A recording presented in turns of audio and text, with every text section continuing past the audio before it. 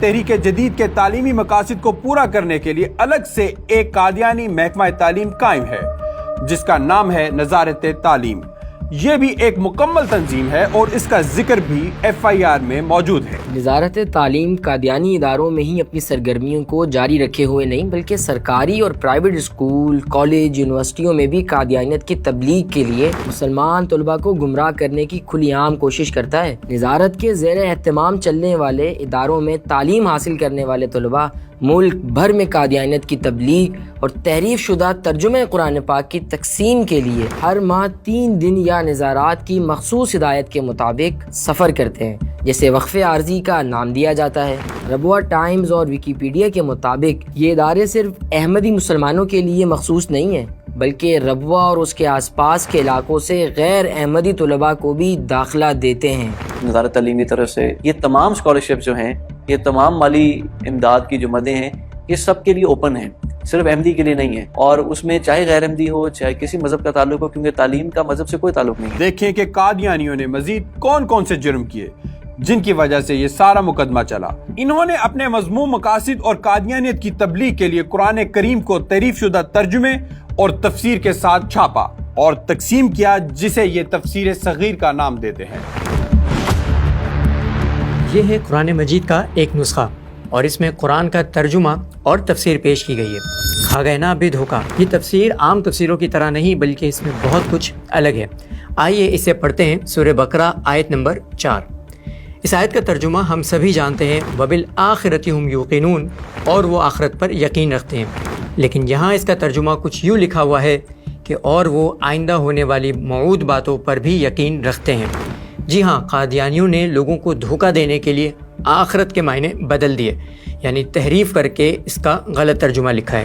یہاں لفظ آخرت کا ترجمہ موعود باتیں یعنی مستقبل کی وہ باتیں جن کا اللہ نے وعدہ کیا ہو اس لیے کیا گیا ہے کہ قادیانی اپنے جھوٹے نبی کی باتوں کو وحی یا الہام ثابت کرنا چاہتے ہیں۔ ایک اور مثال اس سے بھی زیادہ بھیانک آپ کو بتاتا ہوں۔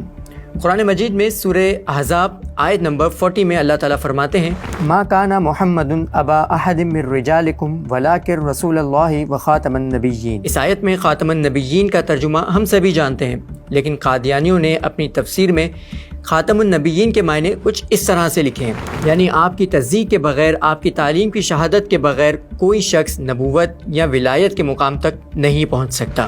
لوگوں نے نبیوں کی مہر کی جگہ آخری نبی کے معنی لیے ہیں، مگر اس سے ہماری پوزیشن میں کوئی فرق نہیں آتا۔ آپ نے دیکھا کہ قادیانی کس طرح قرآن کے معنی میں تحریف کرتے ہیں۔ یہ قرآن کا تحریف شدہ ترجمہ اور تفسیر ہے جو آپ کے اسلامی جمہوریہ پاکستان میں ہی لاکھوں کی تعداد میں پرنٹ بھی ہو چکا ہے۔ قادیانیوں کے جھوٹے نبی مرزا غلام احمد کے بیٹے اور دوسرے خلیفہ مرزا بشیر الدین محمود کا ترجمہ قرآن اور مختصر تفسیر صغیر قادیانیوں کی مرکزی کتب میں شامل ہے۔ قرآن کریم کے ترجمہ اور تفسیر میں تحریفات کی وجہ سے پاکستان میں اس کی اشاعت، اس کی تقسیم اور اسے اپنے پاس رکھنا 295B 298C قرآن ایکٹ 2011 اور انسداد دہشت گردی ایکٹ کے دفعات کے تحت قانوناً جرم ہے، جس کی اس قانون میں مختلف سزائیں اور عمر قید بھی شامل ہے۔ پنجاب ہوم ڈپارٹمنٹ نے باقاعدہ نوٹیفیکیشن جاری کر کے اسے پروسکرائب یعنی کہ بین کتابوں کی لسٹ میں شامل کیا ہوا ہے، لیکن ان سب کے باوجود اسے شائع بھی کیا جا رہا ہے اور اس کی تقسیم بھی جاری ہے۔ اسلامی جمہوریہ پاکستان میں اتنے واضح اور اتنے سارے سخت قوانین کے باوجود یہ سب کچھ ہو رہا ہے، حیرت ہے۔ قادیانیوں نے اپنے مقاصد کو پورا کرنے کے لیے ریاست کے اندر ایک ریاست ربوہ کے نام سے قائم کر رکھی ہے۔ اس ریاست میں ان لوگوں نے کسی بھی عوامی یا حکومتی رد عمل سے بچنے کے لیے وزارت کی بجائے نظارت کی اصطلاح اختیار کی ہے۔ نظارت کا کام اپنی ریاست ربوہ سے اندرون و بیرون ملک خلیفہ کی زیر نگرانی تبلیغی سیاسی امور انجام دینا ہے اور جوڑ توڑ کر کے اپنے لوگوں کو پاکستان کے اداروں میں اعلیٰ عہدوں تک پہنچانا ہے۔ اس مقصد کے لیے وہ تعلیم کا نام استعمال کر کے ملک دشمن عناصر پر کروڑوں اربوں روپے خرچ کرتے ہیں۔ وزارت تعلیم قادیانیوں کا محکمہ تعلیم ہے۔ یہ ان کی جماعت کے تنظیمی ڈھانچے کا ایک اہم حصہ ہے۔ اس ڈپارٹمنٹ کے تحت تعلیمی ادارے، نصاب تعلیم، اسکالرشپ، ٹیچرز ٹریننگ، تعلیمی پروگرامز، ورکشاپس، سیمینارز، تعلیمی اداروں کی مانیٹرنگ کے ساتھ ساتھ کتابوں کی اشاعت بھی کی جاتی ہے۔ ربوہ میں اس وقت وزارت تعلیم کے تحت 13 ادارے کام کر رہے ہیں اور ملک بھر میں سینکڑوں تبدیلی مراکز مسلمانوں میں تعلیم کے نام پر قادیانیت کی تبلیغی سرگرمیاں جاری رکھے ہوئے ہیں۔